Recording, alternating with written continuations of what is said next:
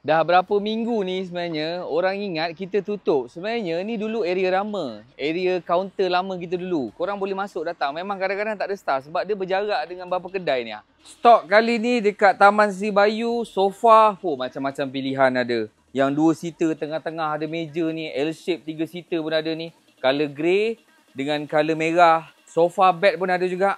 Boleh jadi sofa, boleh jadi katil. Ni kalau ke belakang sikit, nak cari kerusi plastik ada, kerusi office pun ada juga. Tadi kita dekat area sofa, sekarang kita dekat atas je. Set-set meja makan, contoh macam ni, set meja makan 4 kerusi. Ni jenis meja bulat ni, ada 4 kerusi. Yang ni 6 kerusi ni, baik-baik ni.